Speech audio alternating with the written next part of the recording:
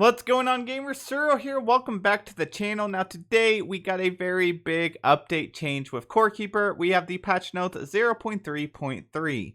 Now with this came some balancing improvements, some gameplay improvements, quality of life, and bug fixes. I'm not really going to go over these two. If you want to read them, I'll leave the link to this in the description of this video. These two things right here are what we really care about. And there's some stuff here that makes me very sad, and there's some stuff that just makes me absolutely ecstatic, and we're going to go over them right now. So before we get into the video, if you would please like the video, subscribe to the channel, it helped me out so much, and I will love to help you guys out by keeping you up to date with everything Core Keeper.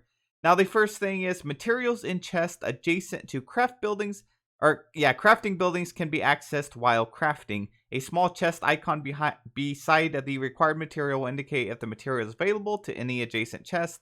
Now, I am going to explain this stuff a little bit deeper later on in the video. If you want to skip ahead to that, I will leave the chapter down there below. Just click on it. But I'm going to go over a few of these notes first, and then we're going to go in there and I'm going to show you how to do it in game and how it actually works. Now, next we have repairing now requires some of the materials crafting materials instead of scrap parts. The amount of materials required depends on the current durability of the item.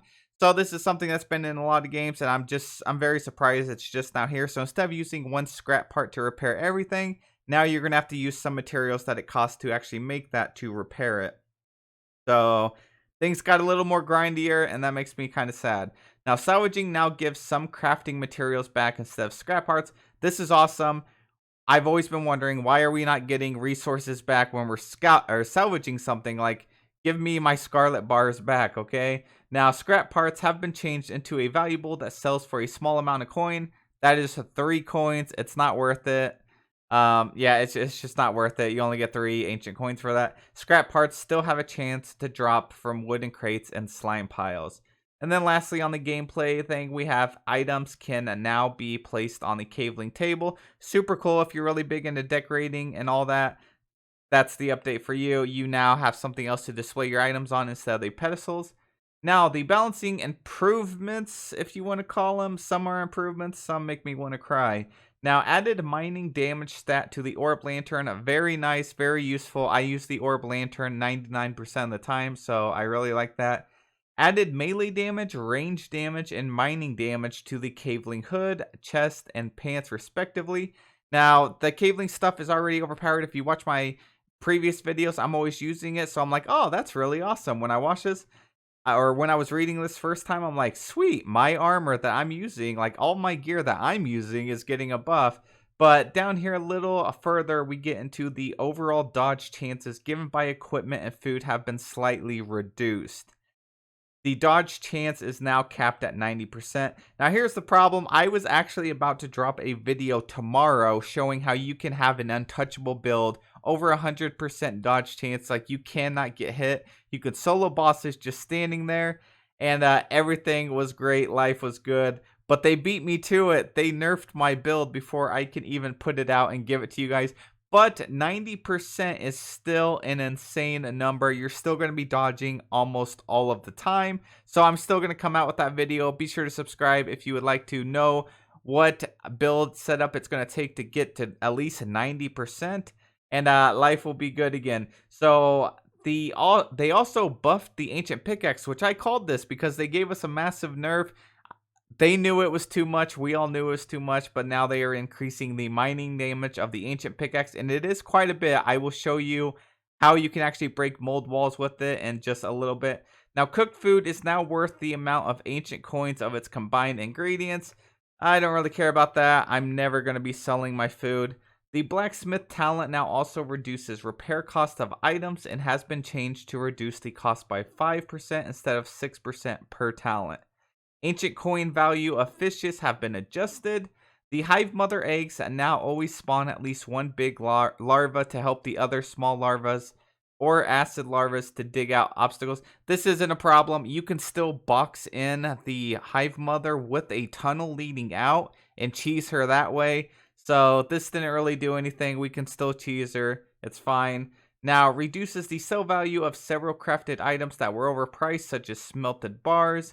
Reduced sell value of crystal skull shard. I don't know why anybody would ever sell the crystal skull shards. Yeah, they gave a ton of ancient coins, but I would much rather have a lot of those skull shards to farm Malugas than to have some extra coins, so I would not sell that. Now this is super sad. This was our money maker. Wood is no longer worth any ancient coins when being sold.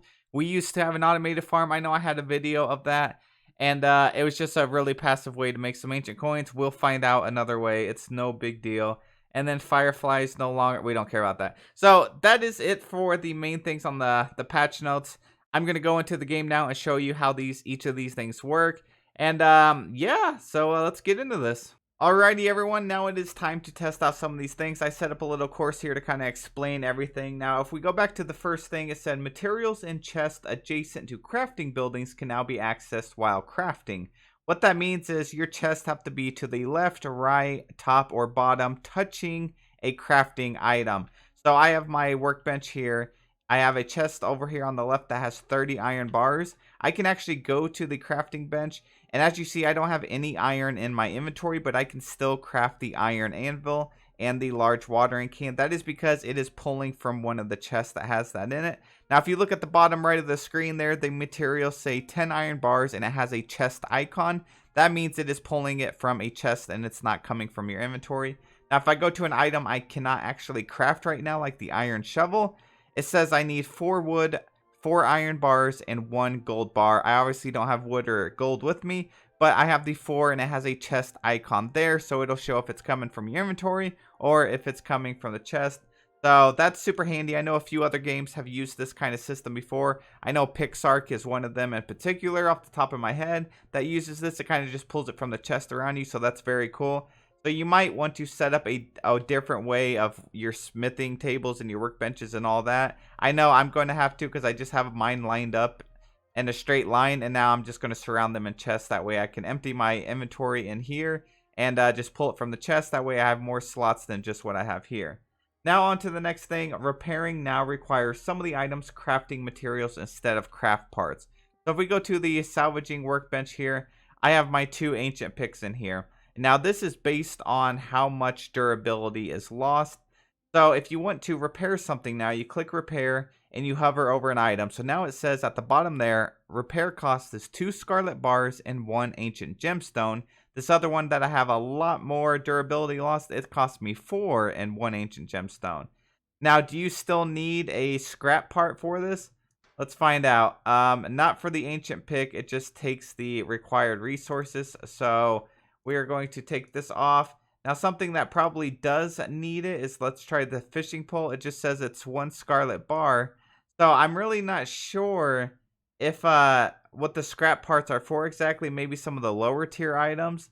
But it's really nice to be able to just repair this, but it's also a little more costly at the same time than just using the scrap parts like we used to. And then obviously, you know, the more durability loss, it costs more. That's another thing that a lot of other games have been using. So it is getting a little bit more grindier, but if you've been playing the game for this long, you probably have a lot of resources.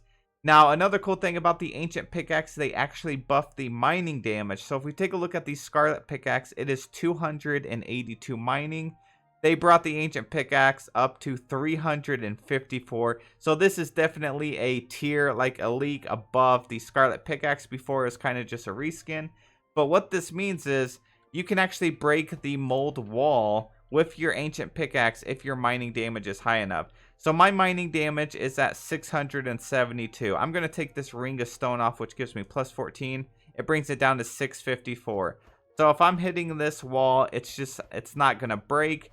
They've actually made it where you can break the mold wall if your mining is high enough. So it's not working. If I put on this and I have my mining damage up to 672, it's going to take a little while, but I'll eventually be able to crack it. And then a little bit further, I can actually break the mold wall. So you're going to want like 670 mining damage if you want to break this with a pickaxe. So that's very cool. Instead of using bombs, we can actually use our pickaxe now. Now I'm going to try the Scarlet Pickaxe, and it only takes me to 580 mining. So you're going to have to really adjust your gear and eat some foods if you want to bring it up high enough. The Ancient Pickaxe with that 354 just makes it so much easier. Now on to the next thing, we have the caveling table. What this allows us to do is actually display stuff on it, kind of like a pedestal, so I can display anything on there. It's not even just the figurines. You can put a ring on there, you can put a scarlet bar, you can put weapons, whatever, and you can display them on the table. So it's not really useful, but it's nice to have more options for decorating. And if you have a few of these cabling tables, I'm sure you can come up with a nice little display or museum area. And we also have this chest. So if you go over to your chest, you have two options on the side now. You have the sort button and the quick stack. The sort will combine all of the items into one stack. And the quick stack is the same thing as before. We used to press Q to put everything in there. Now you can click this button and it'll pull the stuff in there. So I'm going to hit sort. It's going to combine them all into one stack. Now I have a few of those items in my inventory here. If I come up to a chest and hit quick stack, it automatically pulls it into the chest, and you can just go through your different chests and hit the quick stack, or you can press Q, whatever works for you.